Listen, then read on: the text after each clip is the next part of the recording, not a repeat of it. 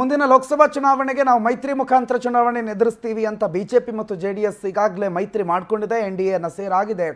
ಆದರೆ ಹಾಸನ ಮತ್ತು ಮಂಡ್ಯ ಲೋಕಸಭಾ ಟಿಕೆಟ್ನ ವಿಚಾರದಲ್ಲಿ ಇವರಿಬ್ಬರ ನಡುವೆ ಒಮ್ಮತ ಮೂಡ್ತಾ ಇಲ್ಲ. ಆ ನಡುವೆ ಒಬ್ಬರಿಗೊಬ್ಬರು ಟಕ್ಕರ್ ಕೊಡೋ ಮಾತುಗಳು ಈಗ ಪ್ರೀತಮ್ ಗೌಡ ಅವ್ರ ಬಾಯಿಂದ ಬಂದಿದೆ. ಮಂಡ್ಯದಲ್ಲಿ ಚುನಾವಣೆ ಟೈಮಲ್ಲಿ ಪಕ್ಷವನ್ನು ಗಟ್ಟಿಗೊಳಿಸಬೇಕು, ಮೊದಲು ಪಕ್ಷ ಬೇಕು, ಅದಕ್ಕೆ ಮೊದಲು ದೇಶ ಬೇಕು ಅಂತ, ಜೊತೆಗೆ ಕುಟುಂಬ ರಾಜಕಾರಣದ ವಿರುದ್ಧ ನಮ್ಮ ಸಂಕಲ್ಪ ಅಂತ ಹೇಳೋದ್ರ ಮುಖಾಂತರ ಎಲ್ಲ ಒಂದ್ ಕಡೆನಲ್ಲಿ ದಳಪತಿಗಳಿಗೆ ಡಿಚ್ಚಿ ಇಟ್ಟಂಗೆ ಕಾಣ್ತಾ ಇದೆ ಪ್ರೀತಮ್ ಗೌಡ್ರು. ಮಂಡ್ಯದಲ್ಲೂ ಕೂಡ ಕುಟುಂಬ ರಾಜಕಾರಣ ನಡೀತಾ ಇದೆ. ದೇಶದಲ್ಲಿ ಕುಟುಂಬ ರಾಜಕಾರಣ ಅತಿ ದೊಡ್ಡ ಪಿಡುಗು. ಎರಡರ ಪೈಕಿ ಯಾವುದೇ ಕ್ಷೇತ್ರ ಜೆಡಿಎಸ್ಗೆ ಬಿಟ್ಕೊಟ್ರು ಕೂಡ ಅಲ್ಲಿ ಬಿಜೆಪಿ ಕಾರ್ಯಕರ್ತರ ಅಭಿಲಾಷೆಯನ್ನು ಕೇಳಬೇಕು, ಅವರ ಅಭಿಪ್ರಾಯಗಳನ್ನು ಕೇಳಬೇಕು. ಮಂಡ್ಯ ಜಿಲ್ಲೆಯಲ್ಲಿ ಎಂದೂ ಬಿಜೆಪಿ ಗೆದ್ದಿರಲಿಲ್ಲ. KR ಪೇಟೆಯಲ್ಲಿ ನಾರಾಯಣಗೌಡರು ಬಿಜೆಪಿಯನ್ನು ಗೆಲ್ಲಿಸಿದ್ರು. ಹಾಗಾಗಿ ಏಕಾಏಕಿ ಬಿಟ್ಕೊಡೋದು ಏನೇ ಇದ್ರೂ ಕೂಡ ಅಲ್ಲಿನ ಕಾರ್ಯಕರ್ತರ ಅಭಿಪ್ರಾಯ ಸಂಗ್ರಹ ಆಗಬೇಕು. ಸೀಟ್ ಹಂಚಿಕೆಗೆ ಹೊಸ ರಾಗವನ್ನು ಈಗ ಪೋಣಿಸಿದ್ದಾರೆ ಪ್ರೀತಮ್ ಗೌಡ್ರು. ಒಂದು ಕಡೆ ಹಾಸನ, ಇನ್ನೊಂದು ಕಡೆ ಮಂಡ್ಯ, ಎರಡೂ ಕ್ಷೇತ್ರದಲ್ಲಿ ಬಿಜೆಪಿ ಮತ್ತು JDS ನಡುವೆ ಹಗ್ಗ ಜಗ್ಗಾಟ ಆಗ್ತಾ ಇದೆ. ಬಿಜೆಪಿ ನಮಗೆ ಅಂತ, JDS ಅವ್ರಿಗೆ ಅಂತ. ಒಂದು ಕಡೆ ಸ್ವಪ್ರತಿಷ್ಠೆಯ ಕಣ ಆಗಿ ಇದು ಮಾರ್ಪಾಡಾಗ್ತಾ ಇದೆ.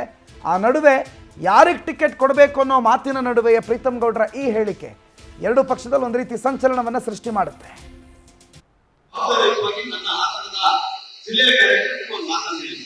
ಈ ಕ್ಷಣದವರೆಗೂ ಭಾರತೀಯ ಜನತಾ ಪಾರ್ಟಿಗೆ NDA ಕೂಟಕ್ಕೆ ಜನತಾದಳ ಸೇರಿಗೆ ಹೊರತು ಯಾವುದೇ ಕಾರಣಕ್ಕೂ ಯಾವ ಸೀಟು ಯಾರಿಗೆ ಎಂದಿಗೂ ತೀರ್ಮಾನ ಆಗಿಲ್ಲ. ನೀವು ಹಾಸನದ ಕಾರ್ಯಕರ್ತ ಆಗ್ಬೋದು, ಇಲ್ಲಿ ನೆಲೆಸಿರುವಂತ ನಮ್ಮೆಲ್ಲ ಮಂಡ್ಯ ಭಾಗದ ನಾಯಕರುಗಳ ಕಾರ್ಯಕರ್ತರಿಗೆ ನಾನು ಹೇಳಲಿಕ್ಕೆ ಇಷ್ಟಪಡ್ತೀನಿ. ಈ ಕ್ಷಣದವರೆಗೂ ಈ ಕ್ಷೇತ್ರ ಇಂಥವ್ರಿಗೆ, ಈ ಕ್ಷೇತ್ರ ಅಂತವ್ರಿಗೆ ಅಂತ ಹೇಳಿ ಯಾವುದೇ ಮಾತುಕತೆ ಆಗಿಲ್ಲ, ಯಾವುದೇ ತೀರ್ಮಾನ ಆಗಿಲ್ಲ. ನನ್ನ ಮನಸ್ಸಿಗೆ ಹೇಳ್ತಾ ಇದೆ, ಹಾಸನ ಮಂಡ್ಯ ಎರಡು ಕೂಡ ಭಾರತೀಯ ಜನತಾ ಪಾರ್ಟಿಯ ಅಭ್ಯರ್ಥಿಗಳೇ. ನೋಡಿ, ನಾವು ಭಾರತೀಯ ಜನತಾ ಪಾರ್ಟಿಯ ಭಾಗವನ್ನು ಹಾಸುವಂತ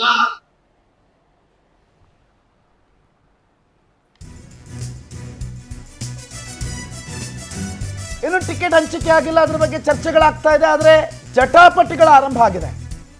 ಈ ಕ್ಷೇತ್ರಗಳ ಟಿಕೆಟ್ ಹಂಚಿಕೆ ದೊಡ್ಡ ಸಮಸ್ಯೆ ಆಗಬಹುದು ಅಂತ ನಾವು ಮೊದಲೇ ಹೇಳಿದ್ವಿ. ಅದಕ್ಕೆ ತಕ್ಕದಾದಂಥ ಬೆಳವಣಿಗೆಗಳು ನಡೀತಾ ಇದೆ. ಬಹಿರಂಗವಾಗಿ ಹೇಳಿಕೆಗಳು ಬಿಜೆಪಿ ನಾಯಕರಿಂದ ಹೊರಗಡೆ ಬರ್ತಾ ಇದೆ.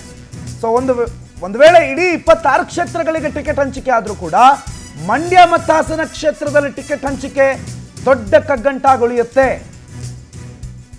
ಎರಡು ಕ್ಷೇತ್ರಗಳಲ್ಲಿ ಎರಡೂ ಕಡೆಯಿಂದ ನಮಗ್ ಬೇಕು ಅನ್ನುವಂಥ ಕೂಗು ಕೇಳಿಬರುತ್ತೆ. ಈಗಾಗಲೇ ಮಂಡ್ಯದಲ್ಲಿ ಕೇಳಿ ಬರ್ತಾ ಇದೆ. ಮಂಡ್ಯದಲ್ಲಿ ಬೆಳವಣಿಗೆಗಳೇನೇನಿದೆ ಅನ್ನೋದು ಕೂಡ ನಿಮಗೆ ಬಹಳ ಸ್ಪಷ್ಟವಾಗಿ ಗೊತ್ತಿದೆ.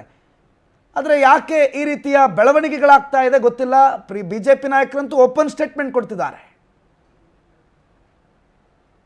ಆದರೆ ಹಾಸನ, ಮಂಡ್ಯ ಸೇರಿದಂತೆ ಅನೇಕ ಕ್ಷೇತ್ರಗಳಲ್ಲಿ JDS ಪ್ರಾಬಲ್ಯ ಇತ್ತು. ಈ ಪರಿಸ್ಥಿತಿಯಲ್ಲಿ ಒಂದು JDS ಗೆದ್ದಿದೆ. ಮಂಡ್ಯದಲ್ಲಿ ಭಾರತೀಯ ಜನತಾ ಪಾರ್ಟಿ ಕೂಡ ಪ್ರಬಲ ಪೈಪೋಟಿಯನ್ನು ನೀಡಿದೆ. ಸ್ವಾಭಾವಿಕವಾಗಿ ಪಕ್ಷದ ಮುಖಂಡರು, ಕಾರ್ಯಕರ್ತರು ಭಾರತೀಯ ಜನತಾ ಪಾರ್ಟಿಗೆ ಈ ಬಾರಿ ಅವಕಾಶ ಮಾಡಿಕೊಡಿ ಅಂತ ಕೇಳೋದ್ರಲ್ಲಿ ತಪ್ಪೇನಿಲ್ಲ. ಅಂತಿಮವಾಗಿ ಏನು ತೀರ್ಮಾನ ಮಾಡ್ತಾರೆ ರಾಷ್ಟ್ರೀಯ ನಾಯಕರು, ಆ ತೀರ್ಮಾನಕ್ಕೆ ಎಲ್ಲರೂ ಬದ್ಧವಾಗಿರ್ತೀವಿ. ಆದರೆ ಸೀಟೇ ಕೇಳೋದು ತಪ್ಪು ಅಂತೇಳಿ ಹೇಳಿದ್ರೆ ಅದಕ್ಕೆ ನಮ್ಮ ಕಾರ್ಯಕರ್ತರ ಒಂದು ಒಪ್ಪಿಗೆಯನ್ನು ಇರಲಿಲ್ಲ. ಅದನ್ನು ನಾನು ಅವ್ರಿಗೆ ಸ್ವಾಭಾವಿಕವಾಗಿ ಅವರೊಂದಿಗೆ ನಾನಿದ್ದೀನಿ ಅನ್ನೋದು ಮಾತನ್ನು ಹೇಳಿದ್ದೀನಿ. ಆ ಚರ್ಚೆ ಆಗಬೇಕು. ಭಾರತೀಯ ಜನತಾ ಪಾರ್ಟಿಗೆ ಮುಕ್ತವಾದ ಅವಕಾಶ ಇದೆ. ನಮ್ಮ ಹಿರಿಯರಾದಂಥ ಸಿದ್ದರಾಮಯ್ಯ ಅವರಿದ್ದಾರೆ, ನಾರಾಯಣಗೌಡರಿದ್ದಾರೆ, ಇಂದ್ರೇಶ್ ಅವರಿದ್ದಾರೆ. ಅದೇ ರೀತಿಯಾಗಿ ಸುಮಲತಾ ಅವರು ಕೂಡ ಭಾರತೀಯ ಜನತಾ ಪಾರ್ಟಿಯನ್ನು ಬೆಂಬಲವನ್ನು ಕೊಟ್ಟಿದ್ದಾರೆ. ಈ ಬಾರಿಯ ನಮ್ಮ ಲೋಕಸಭಾ ಚುನಾವಣೆಗಿಂತ ಮುಂಚೆ ನಡೆದಂಥ ವಿಧಾನಸಭಾ ಚುನಾವಣೆಯಲ್ಲಿ ಹಾಲಿ ಸಂಸದರಿದ್ದಾರೆ. ಹಾಗಾಗಿ ಅವರೆಲ್ಲರ ಅಭಿಪ್ರಾಯವನ್ನು ತೆಗೆದುಕೊಂಡು ಅಂತಿಮವಾಗಿ ನಮ್ಮ ರಾಜ್ಯದ ನಾಯಕರಿಗೆ ಏನು ವಾಸ್ತವ ಸ್ಥಿತಿ ಇದೆ ಅದ್ರ ಬಗ್ಗೆ ನಾನು ಮಾಹಿತಿಯನ್ನು ಕೊಡುವಂಥ ಕೆಲಸವನ್ನು ಮಾಡ್ತೀನಿ. ಆ ಮಾಹಿತಿ ಆಧಾರದ ಮೇಲೆ ರಾಜ್ಯದ ನಾಯಕರು ಮತ್ತು ರಾಷ್ಟ್ರೀಯ ಅಧ್ಯಕ್ಷರು ಸೇರಿದಂತೆ ನಮ್ಮ ಅಮಿತ್ ಶಾಜಿ ಅವರು, ನಮ್ಮ ಪ್ರಧಾನಮಂತ್ರಿಗಳು ಅಂತಿಮವಾದಂಥ ತೀರ್ಮಾನವನ್ನು ಮಾಡ್ತಾರೆ. ಆ ತೀರ್ಮಾನಕ್ಕೆ ಎಲ್ಲರೂ ಬದ್ಧವಾಗಿರ್ತೀವಿ. ಆದರೆ ಏನು ನಡೀತಿದೆ ಅನ್ನೋ ವಾಸ್ತವವನ್ನು ಕೂಡ ತಿಳಿಸ್ದೆ ಒನ್ ಸೈಡ್ ಆಗಿ ಯಾವುದೇ ನಿರ್ಧಾರ ಕೂಡ ಆಗುವಂಥ ಪರಿಸ್ಥಿತಿ ಇರೋದಿಲ್ಲ. ಅಷ್ಟು ಮಾತ್ರ ನಮ್ಮ ಕಾರ್ಯಕರ್ತರುಗಳಲ್ಲಿ ಹಂಚ್ಕೊಂಡಿದ್ದೀವಿ.